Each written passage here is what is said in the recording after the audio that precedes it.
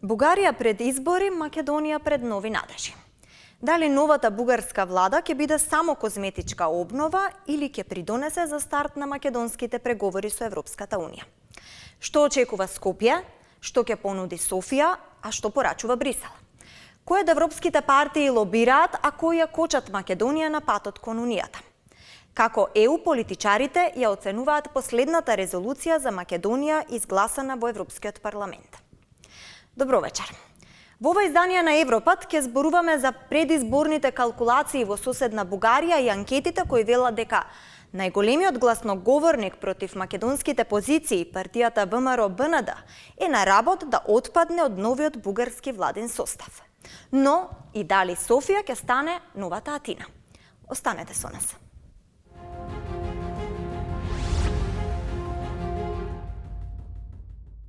Жестоката политичка кампања во Бугарија во последната недела ескалираше со контроверзниот спот на ВМРО-БНД.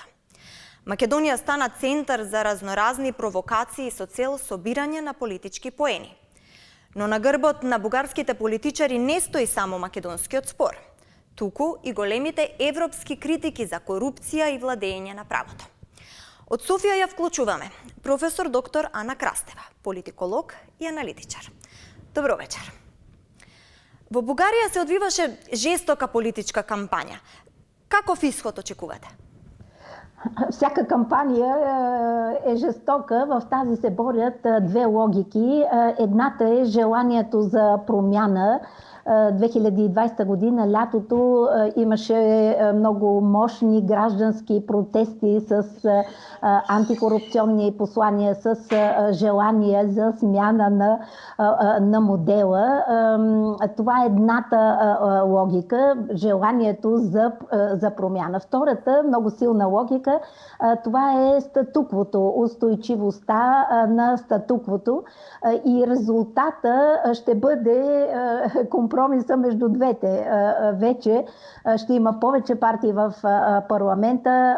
Парламента ще бъде по-фрагментиран с повече политически гласове, защото този протестен вод се разпилява в няколко партии, но които предлагат алтернативна визия на управлението. В същото време двете партии на върха, ГЕРБ и БСП, запазват своите водещи позиции. Така че парламента, който ще изберем след няколко дни, ще бъде именно компромиса между желанието за промяна и реална промяна, защото няколко нови партии ще влязат в парламента и в същото време устойчивостта на управляващата партия ГЕРБ. Професорке Крастева, анкетите покажуваат дека Борисов повторно ќе ја однесе победата. Но колку време ќе му треба за формирање нова влада? Какви комбинации, коалиции се можни? Много трудна ще бъде победата, защото ГЕРБ по всяка вероятност ще спечели, но ще има доста малък брой депутати и ще са необходими много компромиси, за да се състави правителство.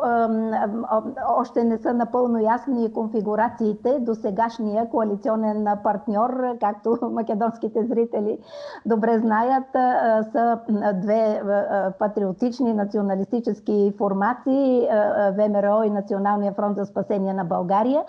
ВМРО е на кантара около 4% необходими за влизане в парламента. Не е ясно дали ще успее да влезе. Ако ВМРО успее да влезе, той с много голяма вероятност ще бъде първият коалиционен партньор на ГЕРБ.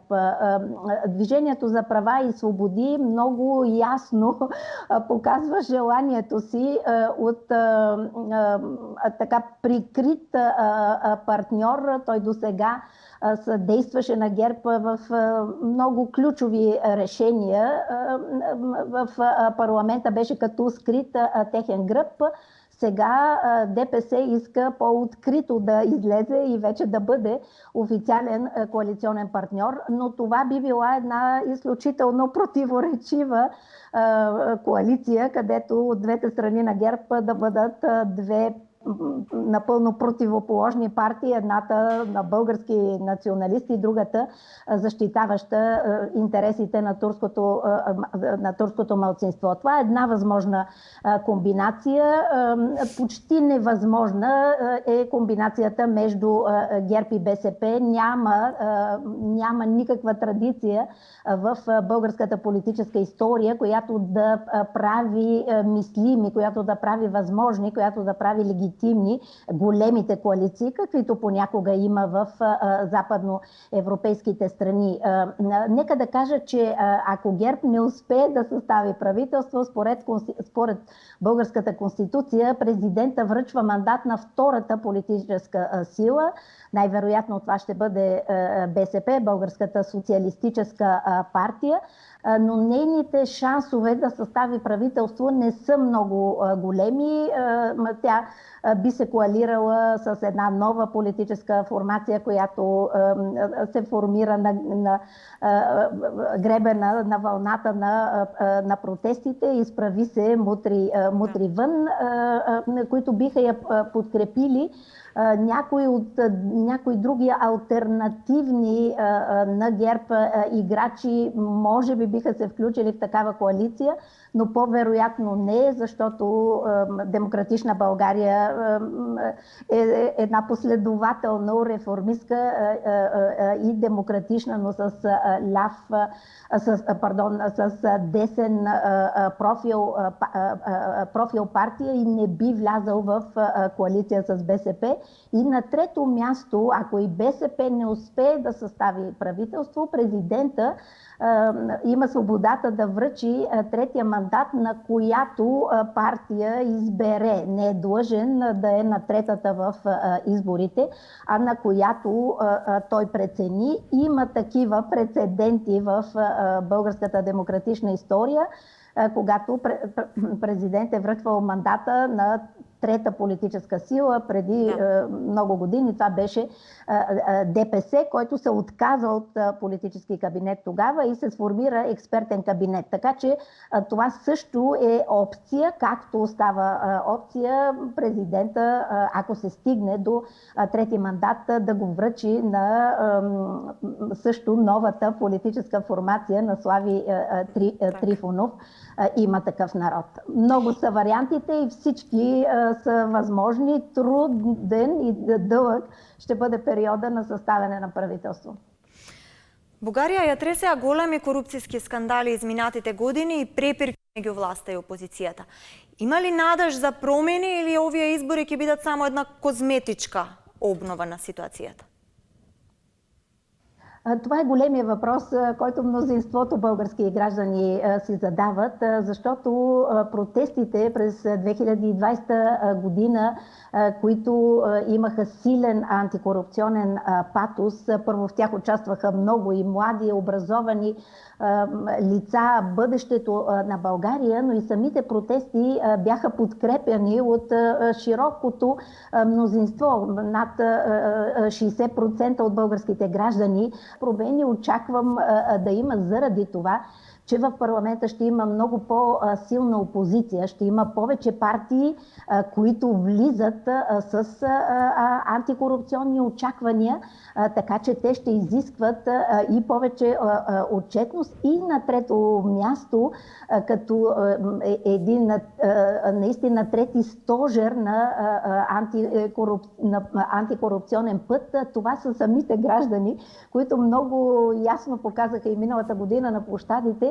Ние днес сме тук, но утре, като се смените и отново забъркате корупционен скандал, ние отново ще бъдем на площада. С други думи, има висока мобилизация на гражданите да бъдат непрестанен коректив на властта. Така че не очаквам чудеса на антикорупционна политика, но очаквам малки постъпателни промени, чието основен гарант са гражданите, които искат България да не бъде на последно място по корупция в Европейския съюз.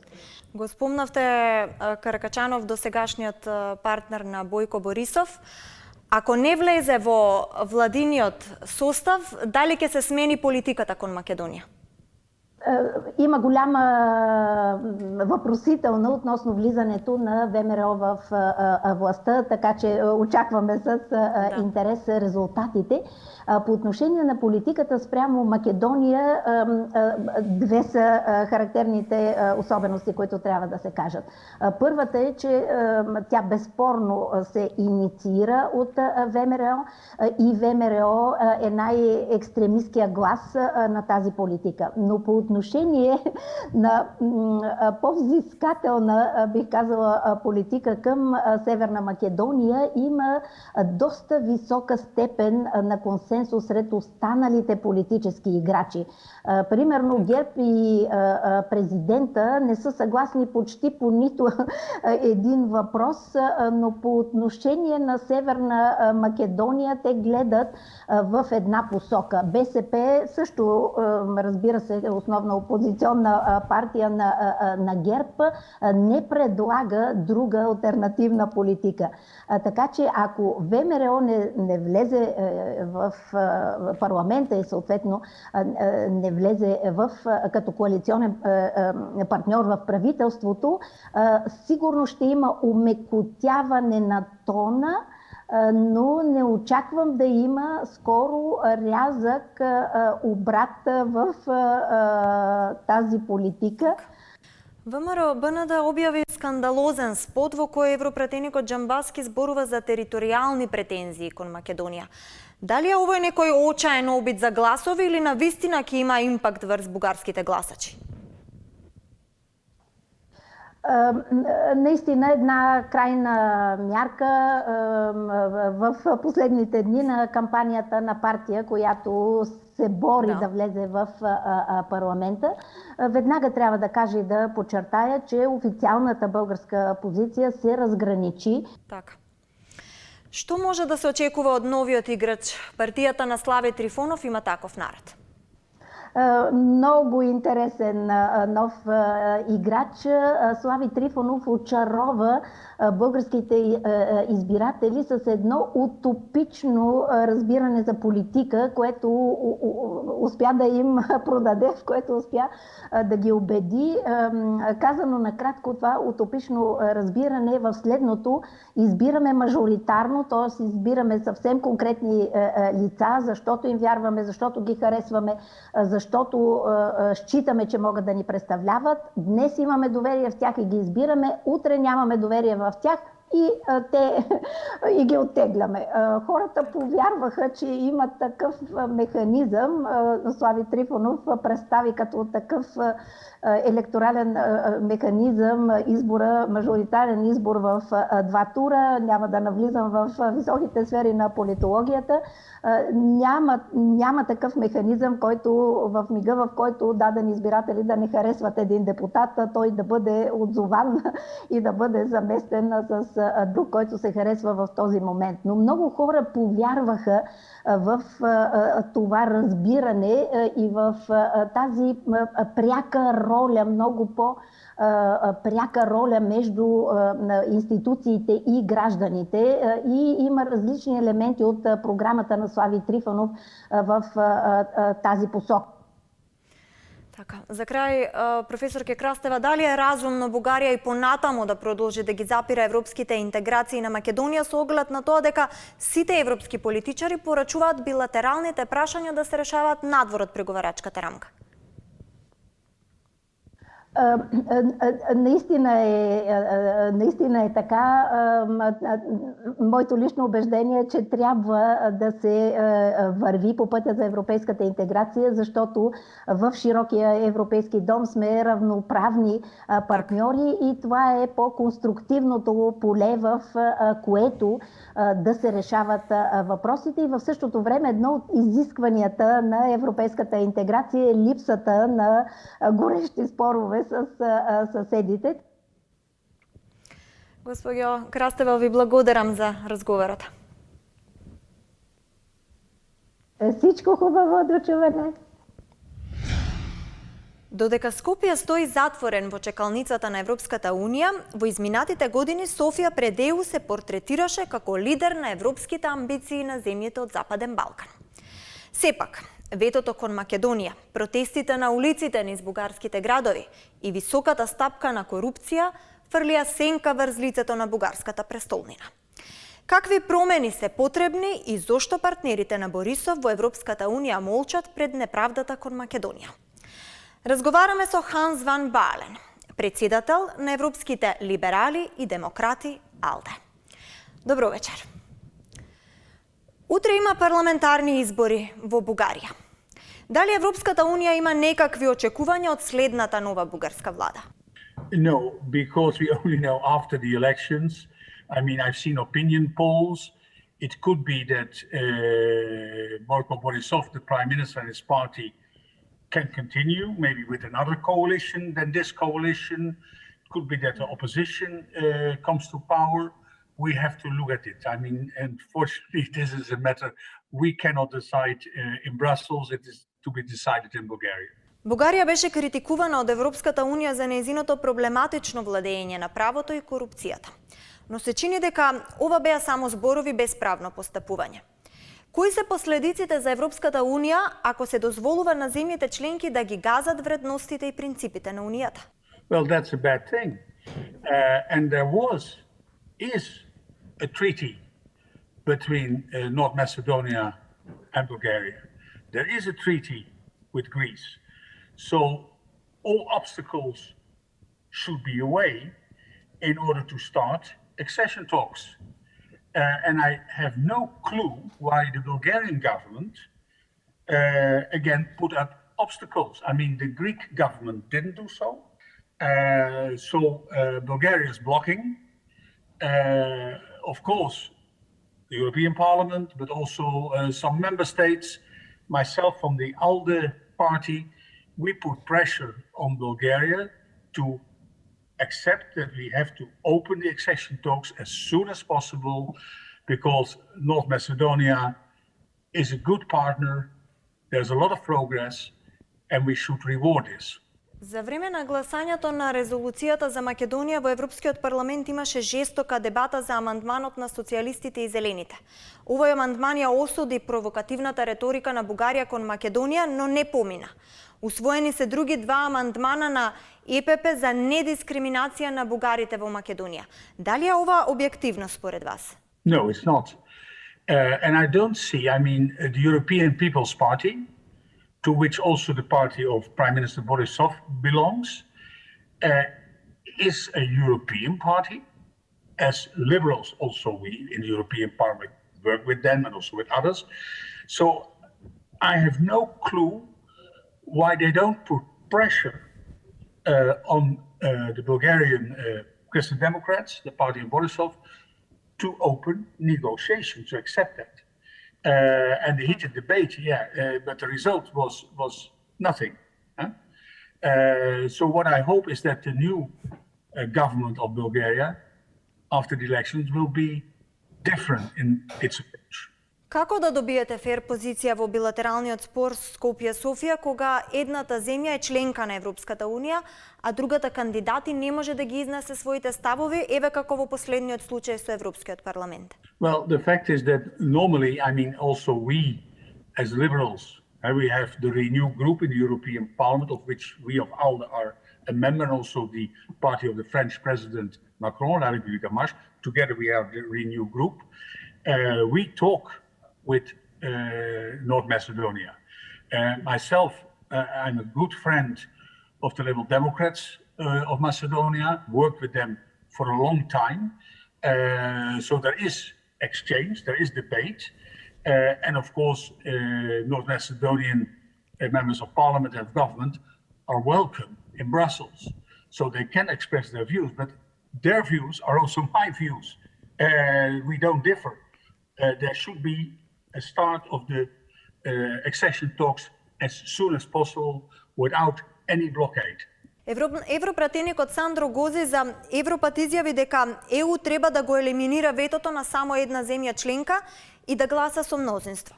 Дали има расположение во Европската Унија за ваков чекор и како конкретно тоа може да се спроведе? The problem is, if you want to change the treaty of the European Union, it takes a long time and you need consensus of all member states. So to change the rule that for membership issues, let me say, there is not the unanimity rule, well, that would take maybe 5 years, maybe longer, if you want to change that. So again, I would agree with this position, not to have unanimity, but in this case, we have to accept that according to the rules now, unanimity is there, and we have to persuade the next government of Bulgaria to lift their blockade, because I don't see any reason for Bulgaria to do this. There is nothing to gain. I mean, North Macedonia is a good neighbor of Bulgaria and of Greece and of the other countries in the region. So there is no reason to do this. Only if you want to exploit a kind of nationalistic feeling. But again, we are the modern Europe. We should be friends and not adversaries. So pressure and dialogue with the new government of Bulgaria is necessary, because a treaty change takes too long. Како треба ЕУ да реагира во случај кога Бугарија ја условува Македонија со датум за преговори со Европската Унија и го негира постоењето на македонската нација и јазик? Well, I would say the Christian Democrats, the EPP, the party of President Borisov and also of Prime Minister Borisov and of Angela Merkel, the Prime Minister, the Chancellor of Germany, they should put pressure on Bulgaria. They have the option to do so. Christian Democrats can make a big difference. And I will also address this with President Tusk, Donald Tusk, who is president of the Christian Democrats, the EPP. Put pressure and say also to our Bulgarian friends, this is not in their interest. This is old-fashioned bad politics concerning a good neighbor, which North Macedonia is. North Macedonia has no claims on soil outside, not Greece, not Bulgaria, and the language issue. Come on. I mean, there is a North Macedonian, or better said, a Macedonian language. There is, and it's close to Bulgarian, like German and Dutch. My language is Dutch, are also close, but they're different languages. Дали Унијата е свесна дека со блокадата врз Македонија расте недовербата и евроскептицизмот во регионот, а во исто време се испраќа и лош сигнал за ситуацијата Србија-Косово? Oh, absolutely. I mean, this is a bad situation. And if you look at Macedonia, North Macedonia, 15 years ago, you were very close to starting negotiations on EU membership. And due to undemocratic government, that has been reversed. But again, having got back democracy, you should be allowed to the accession talks and to membership. And it's a bad example because as European Union, we always say it's the rule of law. If you make decisions, you have to stick to them. And now we are not sticking to our own decisions. That's to open accession talks with North Macedonia. And therefore, but I've done so, and I will do so, because maybe you know that we are also represented as ALDE, as European Liberals in Bulgaria. And we have a good member party over there, DPC or MRF in English, Movement of Rights and Freedom. They're now in the opposition. So we talk. Maybe they will be part of the next government. And then I hope that this next government will change its policy and lift all the blockades and don't use this so-called language issue. I mean, we should go forward together with North Macedonia. Што да очекуваме од следниот министерски состанок на ЕУ во април во врска со проширувањето на Западен Балкан? Well, the fact is that for us European liberals, we have Charles Michel, who's the president of the European Council, and we have many ministers, prime ministers, 6 prime ministers, plus the French president Macron. We have many members of the European Commission, also 6, plus French man Thierry Breton. So we will press in order to solve this issue. And I hope that our Christian Democratic EPP friends will do the same. But all depends, unfortunately, given the current EU treaty, which you can't change in a few weeks, I mean, it will be a few years, if any, we have to stick to the rules of unanimity and have to convince Bulgaria that it is in their own interest to lift the blockade. And I hope that that can be done in the next European Council or in other talks. But we have to go forward together because, as you said, it's a very bad example for North Macedonia, which has returned to democracy and freedom. It's a bad example for all the countries in the region. And for us in the current European Union, peace, progress in the Western Balkans is also essential, and we're all Europeans. Ви благодарам за разговорот. Thank you. Bye-bye. Македонската влада е во офанзива за освојување на довербата на европските политичари. Но дали тоа е доволно? Разговараме со Семјуел Довери Вестербај, директор на експертската група на Европскиот соседски совет со седиште во Брисел. Добро вечер и добре дојдовте во Европат. Бугарија изминатиот период беше мета на критики од ЕУ за корупцијата и владење на правото, но без конкретни мерки. Во исто време, Унијата е многу критична и остра кон земјите аспиранти. Зошто? I mean, the European Parliament criticizes regularly because that is the legitimate job as the representative body of the European people.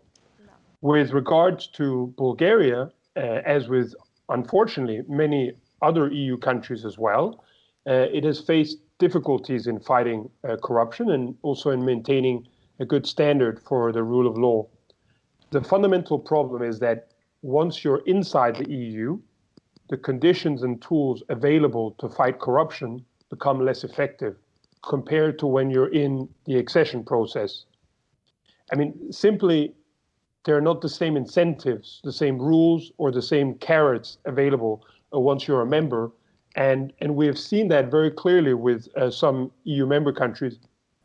Дали ЕУ има шанси да го елиминира ветото од само една земја членка?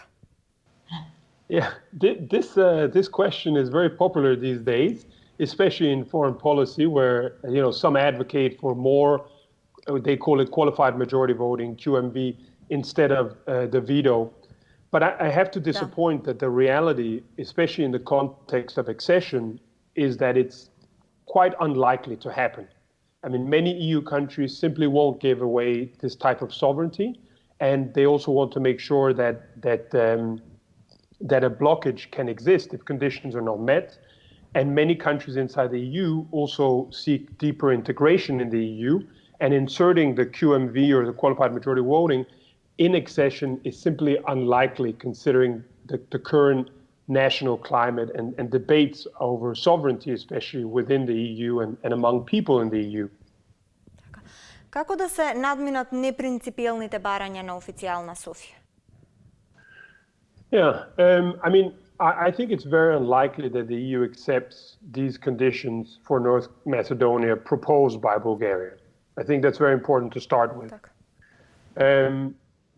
They will need to be settled bilaterally between North Macedonia and Bulgaria, maybe with some mediation assistance by Germany or France, but inserting other conditions into the existing accession framework would fundamentally be counterproductive to the accession process, and it would also politicize national issues too much, while adding further blocks to an already quite complex process of screenings and chapters and reforms. And I can also tell you, I mean, I'm sitting in Brussels, and I mean, I can tell you that countries like the Czech Republic and other countries as well have already stated that they simply would not agree with adding these into the accession framework. So they will remain and have to be settled probably bilaterally. Дали европските граѓани се доволно запознаени со состојбата на Балканот, со фактот дека Македонија го промени и своето име за влез во Европската Унија, но и дека со блокадите расте евроскептицизмот? Yeah, I mean, this is an interesting question, and I think a very relevant one. My answer is no. I don't think European citizens are aware enough about the efforts which have been made by the North Macedonians, simply because there isn't really enough access to this information. But I think here, again, it's quite important to mention like the civil society component of the accession process is essential.